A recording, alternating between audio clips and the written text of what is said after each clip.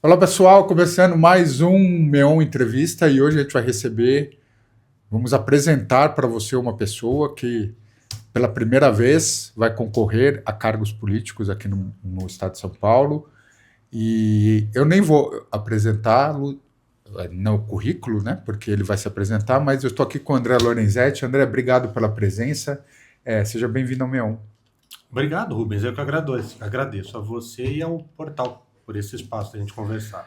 André, conta pra gente um pouquinho da sua trajetória, a que cargo você vai concorrer, por que você vai concorrer. A gente estava comentando antes aqui no começo que você nunca se aventurou na política, por que você vai se aventurar? Pelo Partido Novo, né? A gente esteve aqui com o Christian recentemente. Por que você vai se aventurar entrar na política? Vamos lá. Minha trajetória toda, até hoje, profissional, é no setor privado. Trabalhando em empresas, empreendendo, né, sendo empreendedor e empregado, trabalhando em consultorias. E é a primeira vez que eu me candidato realmente a qualquer cargo público. Estou como pré-candidato ainda, né, a deputado estadual. Porque até as convenções dos partidos no final de julho, todos somos pré-candidatos, né?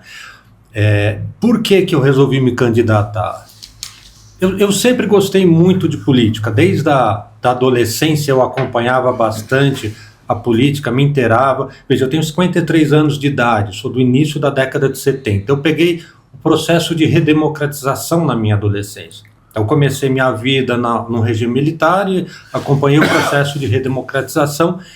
E aquela época, na minha família, em muitas famílias, existia aquele preconceito em relação à política. Então, falando, não se envolve em política, isso é coisa suja, isso... Isso tem até hoje, né? Tem até hoje, mas diminuiu, tá? Diminuiu daquela época para cá. Então, assim, aquela vontade que eu tinha de participar política, ela foi canalizada para outra área, né? Para uma política não partidária, de não me candidatar, porque eu era um bom moço, não poderia me envolver nesse tipo de coisa. E aí o tempo passou, a gente vai entendendo um pouco mais também, percebendo que é possível você ver bons políticos, você vê pessoas de bom caráter que entram na política e continuam com bom caráter, continuam bem intencionados, então que é possível isso acontecer. Então aos 53 anos eu entendo que eu tenho experiência e maturidade e muita energia ainda, muita disposição para trabalhar, para fazer algo pela sociedade. Entendi que é o momento. Agora eu vou entrar, vou me candidatar então a deputado estadual para fazer algo realmente para mudar, porque a gente observa, né, situações se repetem, a corrupção só aumenta, a má gestão pública, né, a gente não aguenta mais pagar o imposto. 40% de tudo que a gente entra, de cada R$1.000, R$400 vai em imposto. E os serviços públicos continuam de qualidade questionável, os gastos públicos aumentam, uma série de oportunidades deixam de ser aproveitadas. Então, quero fazer parte dessa mudança. É por isso que eu me coloquei à disposição do partido para me tornar candidato. E você é daqui do São José mesmo, né? Da região aqui do Vale do Paraíba, tudo. E aí já emendo outras duas perguntas. Por que o Partido Novo? Né, se você já era afiliado, e por que você vai ser candidato pelo Partido Novo, e como que essa sua experiência na vida privada, né, que você falou aí, pode ajudar lá na Assembleia, na LESP, né, que a gente chama. Isso. Eu nasci em São Paulo, depois fui estudar em Piracicaba, rodei pelo interior do estado, voltei para São Paulo, fiquei muito tempo lá, estou aqui no Vale do Paraíba há coisa de 7 anos. Eu até digo assim, eu fui muito bem acolhido aqui em São José do Sul. Minha pergunta, na verdade, eu perguntei errado, eu que fiz a pergunta errada. Você mora aqui, né? Eu moro. Não é daqui, você mora aqui. Eu moro aqui em São José. É uma cidade muito acolhedora. Por que eu não conheci São José antes nesse nível? Porque eu teria me mudado para cá com a minha família, né? Então, eu me filiei ao Partido Novo ano passado, fez um ano agora, porque foi o partido, eu pesquisei vários partidos antes, observava muito, e o Novo foi o que eu observei, que tem os princípios que eu tenho, então a questão de liberdades individuais, de liberdade econômica, combate à corrupção, e que se mantém fiel a esses princípios.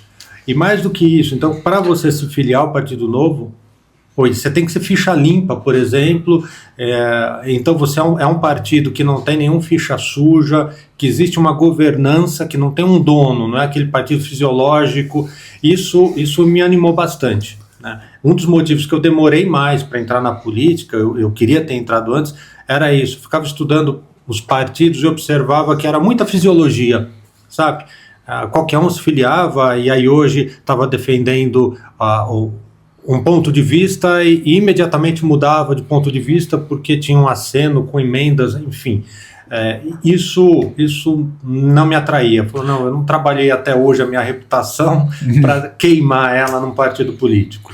E muito partido acontece até do próprio partido se rachar, né? Hoje no governo federal acontece isso, né? Tem partido lá que metade está no Ministério do Lula, outra metade é contra o Lula, e aí o novo, apesar ainda de estar pequeno, né, considerado pequeno na política, já tem grandes representantes, né, o Marcel, outros grandes, o Girão, o Luiz Lima, né, que é o ex-nadador, o Zema, já tem grandes nomes isso só está crescendo, né? O próprio Christian vai ser candidato a deputado também, né?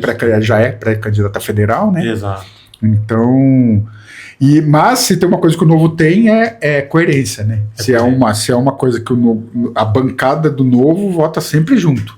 Ou a favor ou contra alguma coisa, mas não racha a bancada, né? Não, e você observa que é sempre alinhado. Então se você puxar toda a linha de votação, ela tem a mesma lógica. Ela não navega para um lado ou para o outro de acordo com algum humor. Porque um partido político aqui no Brasil, muitas vezes, é um negócio. Sim, muitas não. É praticamente, muito dinheiro. Então, eles recebem um fundo partidário que o Novo, por exemplo, é contra a existência disso. Porque ele entende que o partido político é um grupo de voluntários. Você não precisa ter uma estrutura profissional enorme por trás. Então, os próprios filiados que deveriam manter esse grupo de voluntários. E isso tornaria os partidos mais ideológicos e menos fisiológicos como eles são hoje, não? Sim, com certeza. É outro nome que eu esqueci de falar, o Dallagnol, né? Foi pro Novo também agora candidato lá no Paraná. Senado, e tá muito bem, né? O Paraná tá bem... Coitado, né? Foi caçado aí de uma forma meio esquisita, né? Meio esquisita não, né? Bem esquisita, mas enfim. Vamos falar um pouquinho agora da sua... A gente já falou um pouquinho, né, da experiência sua. Você falou que teve experiência na vida privada, né? É isso. Como você acha que gestões da iniciativa privada pode ajudar no setor público? Assim, como que funcionaria isso, né? Porque ter essa discussão de menos Estado, mais Estado... O que você vai defender lá na Lesp? Esse é uma das das minhas grandes vantagens, essa experiência na gestão privada. Eu acho que dá para levar muita coisa.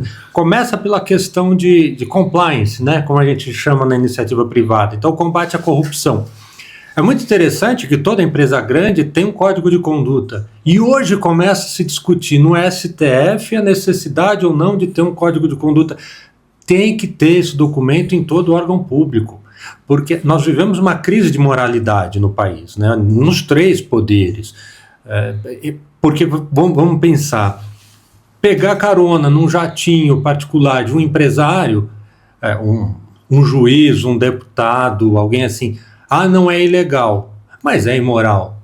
Obviamente aquilo lá tem alguma coisa errada. Então, se você tiver os códigos de condutas e aí adaptado para cada órgão, então a Assembleia Legislativa tem que ter, a Câmara dos Deputados, as prefeituras, você já começa a restringir. É claro que não há uma vontade política que isso aconteça, porque quanto mais aberto, melhor. Eu posso receber presentes, almoço, ser patrocinado num evento, né?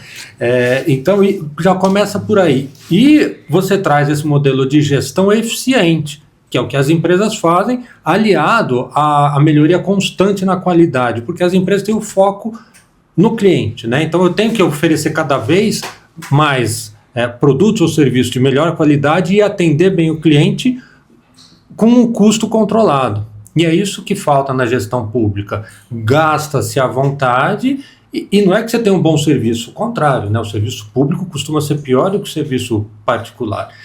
Então veja que ele é mais caro do que o serviço particular e tem uma qualidade inferior. Levar o modelo de gestão privado para dentro do poder público é excelente para a população. E onde que você acha que está os maiores desperdícios, assim, é na corrupção, provavelmente, né? Talvez, assim, porque a gente estava comentando com o Christian até, em outros entrevistados que já vieram aqui, dinheiro o Brasil tem de sobra, né? Assim, se o Brasil tinha tudo para ser um país, se fosse menos corrupto, vamos dizer assim, até nem corrupto, mas se desperdiçasse menos dinheiro com coisa errada, né? Assim, ou coisa poderia estar muito melhor, né? Eu acho que tem as duas coisas. Difícil a gente mensurar. Tem até um dado do valor estimado de quanto que se pede em corrupção no Brasil. Eu não lembro de cabeça.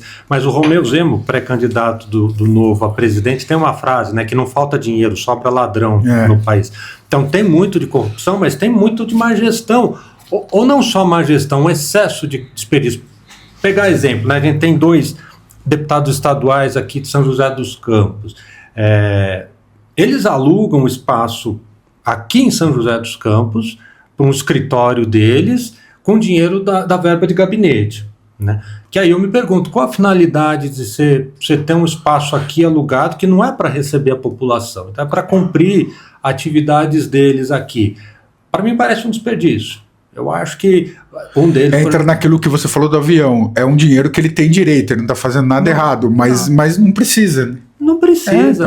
Um deles chega a quase 20 mil reais por mês de aluguel. Ou seja, no mandato dá R$1 milhão. A mesma quantidade de funcionários no gabinete passa de 20 também. Você fala assim, quantas empresas no Brasil têm mais de 20 funcionários? Empresas de serviço e tal. É bastante gente. Para entregar aquilo que é entregue por um deputado, faz sentido essa conta, entende? Então, se levar essa visão de administração, de gestão privada, de cara o administrador olharia e falaria, nossa, essa equipe aqui tem gente não fazendo nada. Exatamente. Não é? Muita gente, o que a gente brinca aquele termo aspone, né? É só para gastar o dinheiro, né? Que ele tem, que é o que a gente acabou de falar. É um dinheiro que ele tem direito, porque ele recebe, não está fazendo nada de errado, mas não precisa. Né? Não precisa. E pode devolver? Assim, se aquele dinheiro, se ele não usar, ele pode devolver? Ele nem chega a entrar para o deputado. Então você gasta, apresenta ali e você usa essa verba. Então, se não usar, isso fica no cofre público. E aí vai ser usado com alguma coisa mais importante. É que aí entra, talvez, na mentalidade, se eu não usar, o outro vai usar. E se perpetua essa gastança, né? E você tem, assim, se você quiser, algum exemplo que você acha que, tipo, na saúde, educação, infraestrutura de setor privado que você pretende levar, assim... A gente já pode até falar, eu fiz um monte de tópicos aqui, mas eu vou pulando, não precisa seguir.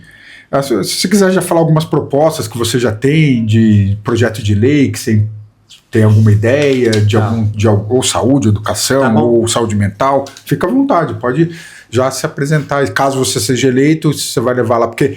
Para quem não sabe, deputado é igual o vereador, né? Monta um projeto de lei, aí apresenta, e aí tem a votação no plenário, se for aprovado, vira lei, né? Aí vira lei assim, tem que ser sancionado depois, mas aí se for aprovado, tem a chance da lei. Que projetos você acha legal, assim, que você já tem em mente de levar para o plenário da Assembleia?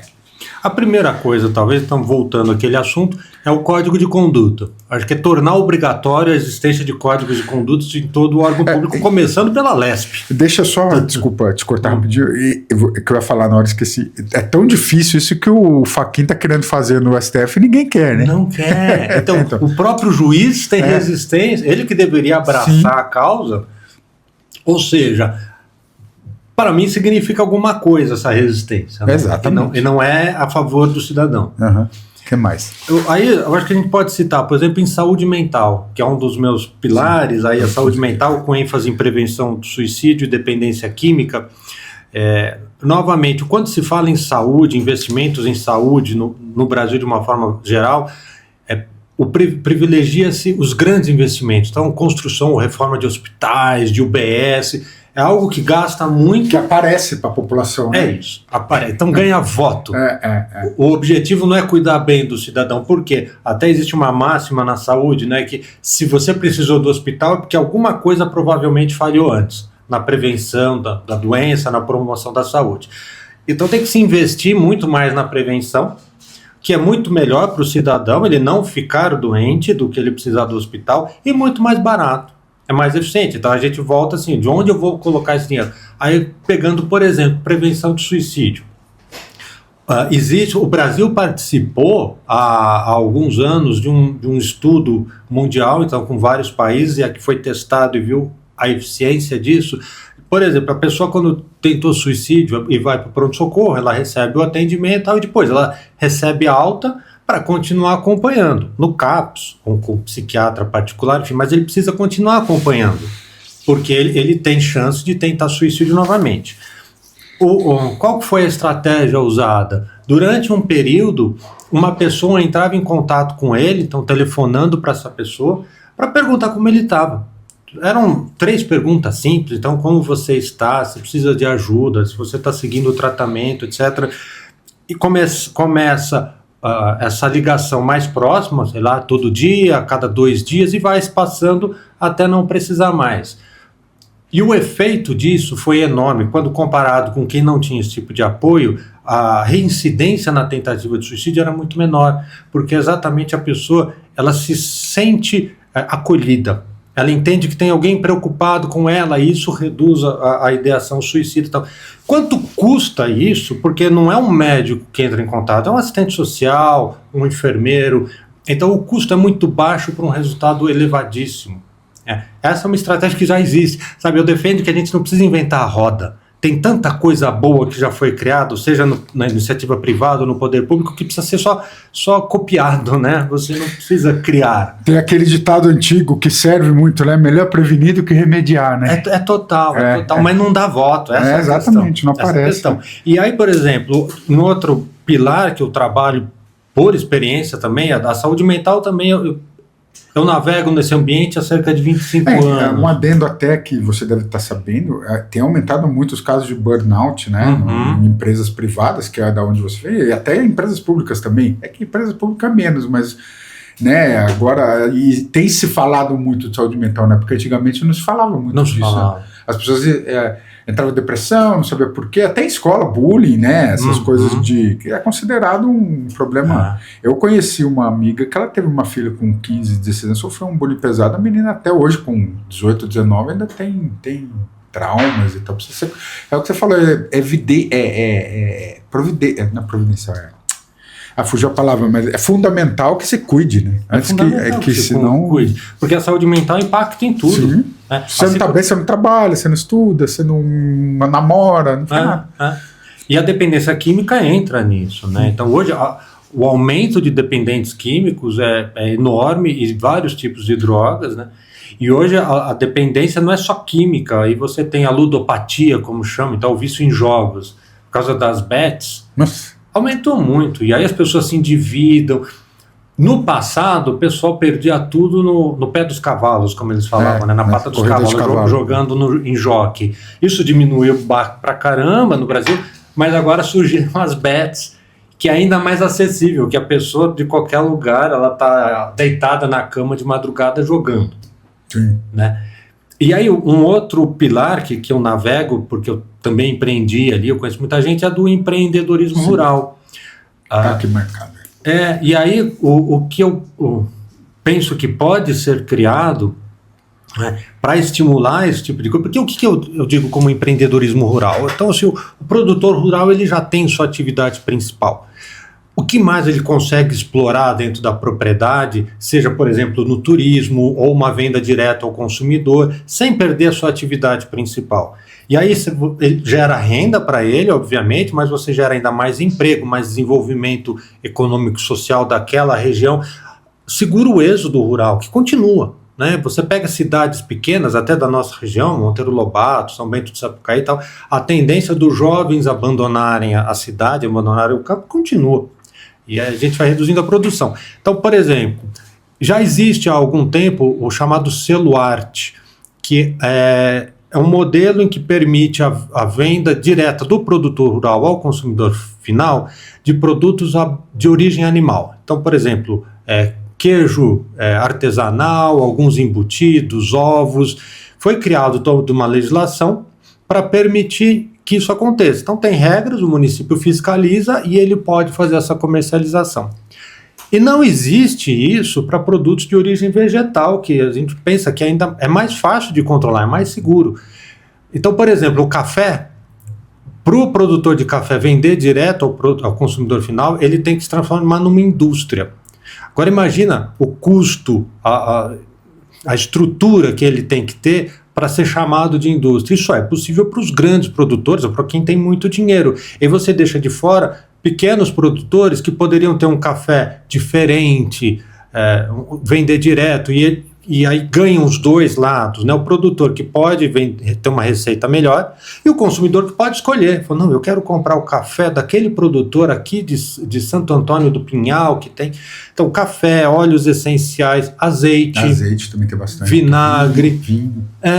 Exato. São processos simples de transformação, que aí é chamado de industrialização, é muito simples. Você vai numa fábrica dessa, ou você vai então numa produção rural, você vê que são processos simples. Se tiver regras muito bem definidas, poderia ter esse mesmo modelo que já existe para produtos de origem animal.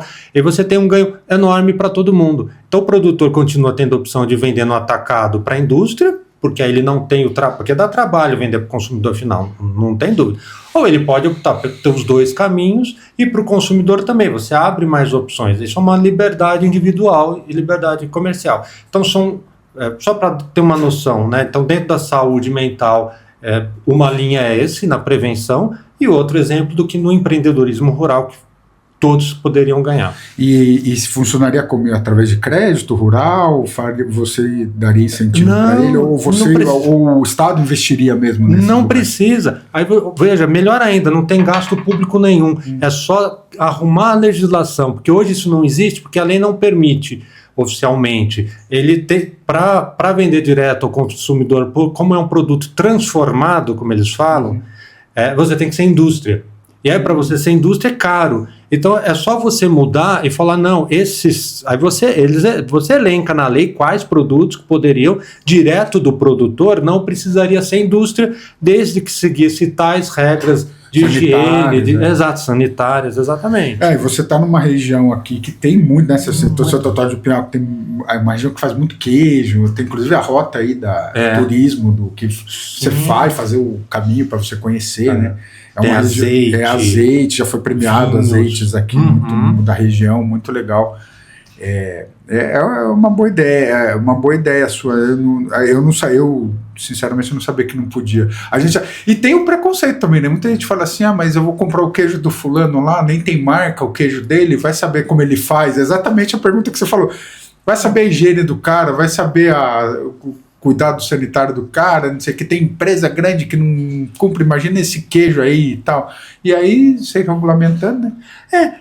Mas continua. E aí porque às vezes as pessoas confundem o você pode com você é obrigado, né? Então, se a pessoa quiser continuar fornecendo para a indústria e o consumidor se sente seguro, fala, não, eu prefiro comprar de uma marca conhecida aqui no supermercado. Tá ótimo, você continua comprando. Agora, dá oportunidade para quem quer comprar direto do produtor ir lá comprar direto do produtor. E aí ele pode explorar o turismo, então ele recebe, faz eventos. Restaurante, pode hospedar e ainda vende os produtos dele tudo dentro da lei. Muito legal, muito legal. Que a gente estava falando, né? Você vai ser e você, como deputado estadual, obviamente não vai trabalhar só pelo Vale, né? Porque apesar de você morar aqui, e tem tudo a ver com que você. Aqui tem muito CAPES, né? Muito. Tem um investimento até ok nessa parte de prevenção, não é perfeito, mas tem. São José dos Campos. São José, isso. O São José, eu tô falando São José, isso. É que a gente fala, como São José é principal do Vale, às vezes a gente fala Vale pensando em São José. Exato. Não, mas é um adendo bom que você falou. Deixa eu só ver aqui. E você acha quais são as principais demandas aqui para São José e para a região que você acha? São essas que você falou, né? Do crédito. E o que mais que você acha que você vê assim que é um nicho que você pode trabalhar mais aqui, que precisa melhorar, não só em São José, como no Vale inteiro? Você conhece assim, mais cidades do Vale? Conheço muito bem. Eu tenho uma propriedade ainda em Monteiro Lobato, conheço a região. O que eu enxergo é o seguinte, Rubens, até pensando qual o papel de um deputado estadual quando você representa uma região, né? Eu enxergo que ele tem que ser um mediador. Você tem alguns temas que não adianta uma cidade isoladamente trabalhar muito bem se os vizinhos não cuidam. Então, por exemplo, segurança, meio ambiente, mobilidade urbana, às vezes até saúde. Pegando o caso específico do Vale do Paraíba, de Jacareí até Taubaté, é uma conurbação, né? Quase uma cidade, uma cidade só. É uma cidade emendada no outro. Quem não sabe a divisa passa batido ali, né? Então, assim, segurança, mobilidade urbana, um impacta no outro. Vamos pensar aqui, pessoal do Chácaras Reunidas, as fábricas ali. Tem gente que vai trabalhar que é de Jacareí, de Caçapava, e aí como é que vai, o tempo que gasta, ou às vezes não arruma trabalho porque está longe. Então, que soluções que você pode encontrar para unir todas essas cidades, para dar maior fluidez, segurança? Então, São José dos Campos investe muito em tecnologia, etc. Mas a pessoa roubou um carro e pulou para Jacareí, já perdeu. Você já não tem mais esse controle, passou para Caçapava. Então, se você expandir esse modelo de câmeras, de gestão, você ganha muito mais. Por que isso não acontece? Eu falei, mas, poxa, é natural, então é só os prefeitos conversarem, né? Mas aí cada prefeito também defende um pouco o seu lado, até porque um é de um partido, o outro é do outro, cada um tem o seu interesse. Então fica um pouco mais difícil, às vezes, ocorrer essa articulação. Se você tem um mediador que é interessado no todo ali, é mais fácil de tentar encontrar denominadores comuns. E isso é muito interessante, porque assim, na minha experiência profissional, eu sempre trabalhei muito com isso, sempre fui chamado, né, quando dava problema. Então deu um problema e estava, chama o André que ele ajuda a resolver. Então vai lá, põe panos quentes, avalia riscos, oportunidades, vamos achar aqui vamos entrar um consenso e toca a vida. O objetivo vamos seguir em frente. Não é o ideal, mas é o possível, vamos seguir em frente. Então, o deputado estadual, que eu entendo na região, dos grandes papéis dele, tem que ser esse de mediar e encontrar formas de beneficiar todos os municípios de forma igual. É claro que aí você pega esse eixo de Jacareí a Taubaté, tem suas questões específicas, de repente a Serra da Mantiqueira, você tem outras questões que pode trabalhar, mas ter esse papel de mediação. Em Taubaté, inclusive, o prefeito é do Novo, né? É o Sérgio Vitor, né? Ele está fazendo um belo trabalho, sim, né? Ele pegou uma cidade quebrada. E ele é novo, ele era deputado, né? Também agora virou prefeito. Sim. E é o que você falou, né? O deputado, é bem isso, você fez uma comparação muito pertinente, né? O deputado, na verdade, assim, um prefeito, sei lá, pegar uma cidade menor aqui, Paraibuna, não sei. Fala, André, preciso de dinheiro aqui para fazer um hospital novo. Você não conversa aí com o Tarcisão para mim, com o pessoal aí para aprovar uma lei? Aí, aí você vai lá e tenta, né?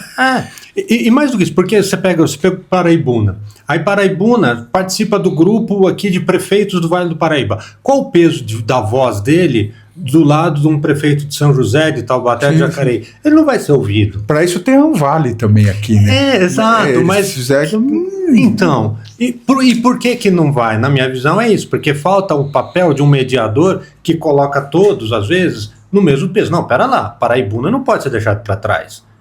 Vamos trazer, vamos integrar. Uma cidade menor, tem menos recurso. E a demanda é menos, né? O custo é menos. Por ser uma cidade menor, às vezes nem é tanto para o Estado, assim, é uma verba que mais fácil, em tese, de pegar, né? Para uma cidade menor, né? Talvez. Mas ao mesmo tempo dá menos voto, né? Exatamente. A questão, muitas vezes, é isso. Então, os políticos acabam deixando de lado as cidades pequenas, Jambeiro, Monteiro Lobato, Paraibuna, e foca só nas cidades grandes, porque aí tudo que fizer aqui, em São José, 700 mil pessoas viram.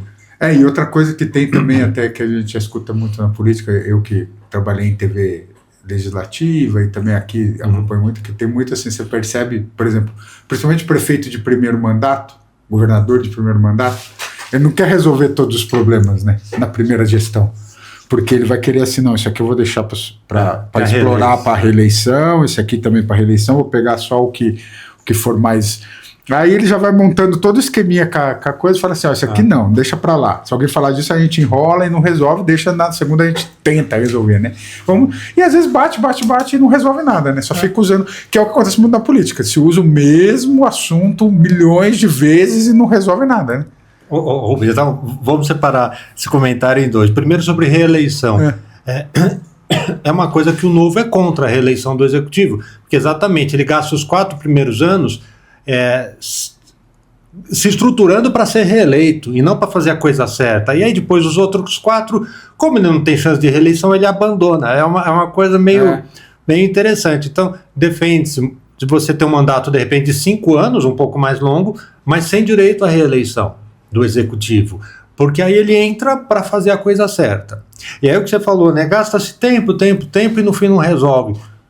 É o que a gente vê no governo federal, os últimos 20 anos, tá na mão do mesmo grupo, né? Com o período ali do Bolsonaro, enfim, no meio, mas que eles repetem a mesma coisa desde o começo. Então, falou, se está falando a mesma coisa, tem alguma coisa errada. Por que você não conseguiu, nesses 20 anos, mudar esse cenário? Não, e o que está errado, eles falam que é culpa do Bolsonaro, que ficou 4. Aí eles falam assim, não, mas não é culpa minha, é culpa do Bolsonaro. Aí estão 20 anos no poder e a culpa é dos outros, né? A gente até comentou com o Cris, o que eles sabem fazer é isso, né? O certo é meu, certo até que o que o Bolsonaro fez é deles, o resto é... E é tão feio isso, né? E aí a gente vê políticos, vou pegar como exemplo aqui, o Tarcísio de Freitas. Teve algumas situações em que ele assumiu que, eu acho que eu realmente errei, vou mudar por causa disso. Isso é nobre. É difícil um político, aqui no Brasil pelo menos, assumir que, olha, fiz uma escolha errada. Porque às vezes a gente tem que fazer escolhas. No papel de um governador, de um prefeito, de presidente, tem hora que você tem que fazer escolha. Pode ser que dê certo, pode ser que não dê certo. A humildade de você falar, eu acho que eu não fiz a melhor escolha, e voltar atrás... Além de ser nobre, poupa a população de continuar sofrendo esse problema. Então vamos fazer diferente, etc. Não é verdade? Sim, somos humanos. Não, e isso em qualquer setor, né? Assim, tá numa empresa que você que vendeu da iniciativa privada, a empresa tomou uma decisão que está levando a empresa para o buraco. Não, vamos refazer toda a rota. Não, nem que perca um tempo até reentrar na rota de novo, mas na iniciativa privada existe até a expressão stop loss, parar de perder. Sim. Que é isso, assim, você tomou a decisão, foi esticando, não, chega um momento, vamos parar, encerra, e vai e faz outra coisa. Sim. E um outro problema que tem, né, na política que a gente estava comentando é isso que você falou dos partidos diferentes, né, e a questão do... entrou um prefeito de esquerda, depois vai entrar um prefeito de direita, aí às vezes o prefeito da esquerda ou da direita estava fazendo uma coisa, um projeto legal, aí entra o outro que é de outra bandeira, não, esquece tudo, deixa o hospital sem terminar porque não é meu, deixa eu não sei o que porque não é meu. Isso precisa acabar também, né? Porque assim, quem pensa assim, que é o que, na minha opinião, Helles, jornalista que tem que cobrir o político um pouquinho, acontece muito, e eles não estão nem aí para a população, né? Eles querem assim, tipo, se não é meu, não termina. Aqui em São José ainda tem casos, graças a Deus, começou o anel viário, aí mudou o prefeito que entrou era oposição, continuou, então por isso que São José também está como está, né? Teve uma mentalidade um pouco melhor nesse sentido, mas muitas vezes, né, o prefeito tem uma ideia boa, está fazendo uma obra ou um projeto, que às vezes nem é obra, mas aí, não é meu, para. Tipo, dane-se quem está beneficiando. Não tem a preocupação legítima com o cidadão. Eu concordo com você, a maioria faz isso mesmo, e de novo, é de tirar o chapéu pro político que, apesar de mesmo assumindo de um opositor, dá continuidade numa obra, num projeto, ou não muda o nome do programa, né? O Bolsa Família já passou por vários nomes. E é um programa que foi criado, que a gente esquece, e os mais novos nem pegaram isso na época. Do Fernando Henrique Cardoso. Foi a dona Ruth Cardoso que criou o modelo, era um outro nome, e era muito conceituado nessa questão do não assistencialismo. Então tinha um compromisso da pessoa que recebe... Ir para a escola. Exato, porque a ideia é essa, é ajudar a pessoa, a família que está naquela situação de vulnerabilidade, a sair da situação de vulnerabilidade. Então, e o estímulo a se capacitar, a procurar um emprego e ter dignidade de se sustentar pelo próprio trabalho e não ficar dependente do Estado. Que é o que tem acontecido, né? Não tem muito interesse em tirar ninguém da dependência, não. A ideia é que cada vez mais gente entre, né? A ideia que a gente tem tido ultimamente. E a meta é quantos que saem. Exato. Não quantos que entram. Exato. A meta do governo de hoje, talvez não, né? Mas não. A ideia principal do programa era essa. Né? André, obrigado. Acho que a gente falou bastante. Se você quiser falar mais alguma coisa que você não falou, se você achar que quiser dar um recado olhando ali para sua câmera, fazer o seu merchan, como é que tinha aquele personagem da escolinha, né? Vou fazer o meu merchan. Se você fica à vontade, finaliza com o que você quiser, o tema que você quiser, alguma coisa que de repente a gente passou batido aqui, se você achar melhor, quiser ressaltar algum tema, fica à vontade. Perfeito. Eu acho importante a gente ressaltar a participação política. Nós temos muitas vezes esse receio no Brasil do envolvimento na política, de falar sobre política, até porque ficou muito difícil falar sobre política nos últimos anos pela polarização. Então é difícil às vezes você abordar o assunto, porque vira briga e você é colocado ou num rótulo ou no outro. Se não vota no Lula é de direita, se não vota no direita você é comunista ou é fascista nesse país. E ninguém nem sabe o que significa nem comunista ou fascista, porque não vai estudar, não vai pesquisar a origem dessas palavras. Mas é importante a gente se envolver em política, tanto estudando, acompanhando, para não votar numa pessoa só porque você viu um rios dele e achou ele legalzinho, mas vai estudar, vai pesquisar quem é essa pessoa, quais são as propostas, qual o conteúdo dele, ou você se apresenta como candidato. Para esse ano já está mais difícil, você teria que ter se filiado, mas então se filiar a um partido político, participar politicamente, que é o que eu me propus a fazer. Então quebrar esse tabu de que a política é para poucos e que ela acontece só a cada 2 anos durante a eleição. A política, ela impacta no nosso dia a dia. E quando a gente deixa de votar, 30%, ou seja, 3 a cada 10 eleitores não têm votado, não têm comparecido às urnas, vão para a praia, vão fazer qualquer outra coisa. Quando a gente deixa de votar, a gente deixa na mão das outras pessoas o nosso futuro, a escolha pelo nosso futuro e a escolha de como o nosso dinheiro vai ser usado, né? Porque o dinheiro público não é do governo, o dinheiro público é o nosso dinheiro tirado à força por meio dos impostos. Então como que ele vai ser usado? Eu estou delegando completamente na mão dos outros. É muito ruim, e a gente reclama que o país está ruim, etc., mas eu não tenho participação ativa. Então, as pessoas pensam muito assim, mas é um voto meu só, mas se todo mundo pensasse, foram quase 30 milhões ou até mais na última eleição, né? E a eleição foi decidida por 1 milhão de votos, então aí você vê assim, poderia estar outro rumo o país se 1 milhão de pessoas tivessem votado. Eu falei da minha geração, né? Eu fui a primeira geração a poder votar aos 16 anos, e eu lembro, nós éramos muito engajados nisso, a gente queria... tirava título, debatia, queria participar. E hoje eu observo o oposto. É difícil o jovem de 16, 17 anos que tira o título. Eu falo, não, eu tiro só os 18 quando eu for obrigado a tirar. E eu enxergo isso como algo negativo. Tá? Então eu sugiro, eu convido quem quiser começar a me acompanhar, entender o meu Instagram principalmente, que é André Lorenzetti BR. Posso falar? Sim, a gente vai pôr depois no... Legal. Ali eu tento colocar um pouco de conteúdo. Eu não ponho só ódio. Então, assim, talvez eu não tenha tantos seguidores do que aqueles que pregam o ódio, mas o que eu coloco ali é conteúdo para a gente gerar esse debate, para eu levar minhas ideias e aberto a ouvir as ideias. Eu tenho buscado conversar com pessoas, com grupos de empresários, com pessoas da iniciativa privada, de iniciativas sociais, para ouvir o que eles realmente enxergam, as demandas, as necessidades, para levar nesse conteúdo também. Isso que você falou, a gente está numa empreitada aqui no MEON e até com outros convidados que vieram aqui ligados à política, da importância do voto mesmo, né? Principalmente a juventude, porque é o que a gente falou lá no começo, né? A política só está sendo cada vez mais mal vista, então a pessoa está largando mão, a política é muito chata, a política não sei o quê, não adianta votar, o meu é só um voto, e aí vai deixando nessa. Até teve vou falar aqui, mas teve uma que veio aqui que falou, é uma coisa, você vai jantar com uma pessoa, a pessoa fala assim, eu vou comer isso. Aí você não escolhe nada, você come o que a pessoa escolheu. Tipo, às vezes você nem gosta. Então, tipo, é assim que funciona. Alguém vai escolher por você. Exatamente. E mesmo a participação política é exatamente isso. Se você não participa, se você achar ali, você está deixando espaço para que os outros ocupem todo esse espaço. Então a gente tem que tentar entrar, mesmo que vá aos poucos. Você fala, mas tá bom, vocês vão conseguir eleger quantas pessoas.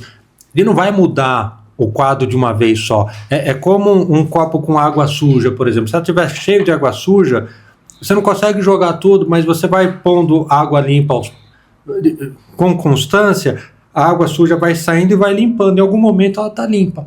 Então não tem expectativa de que já nessa eleição metade da Câmara vai estar diferente, vai estar querendo combater corrupção, vai estar mais preocupado com o cidadão. Não tenho essa expectativa. Mas se a gente conseguir 15%, depois vai para 25%, vai crescendo. Se tivesse começado isso há 50 anos, né, ou há 30 anos, talvez já estivéssemos num cenário diferente aqui no país. Com certeza. Então, juventude, votando, hein? A nossa estagiária, que é a Sabrina, foi tirar título, disse que vai votar, que bom, isso, né? Bom. Só tirou aos 18 também, devia ter tirado antes, né? Mas, tô brincando. Ela vai votar, até porque agora é obrigada, então ela até fica perguntando, ela é bem interessada em política, então... André, obrigado pela presença, gostei muito do papo, não conhecia as suas propostas, ideias diferentes. Pessoal, segue o André, a gente vai pôr aí as redes sociais dele, mesmo que não vote, mas eu acho que é legal de conhecer o que você falou, é gente nova na política, você que é de direita, de esquerda é mais difícil, né, porque o novo é de direita, mas não atrai, exatamente, inclusive até, as pessoas nem conhecem, falam que é a mesma coisa, é só um partido para lá, tem gente que fala que o novo é partido laranja, que até a cor é laranja, mas que é partido laranja dos outros partidos. Mas, André, obrigado. Foi um prazer recebê-lo. Vamos manter contato. Estando por aqui.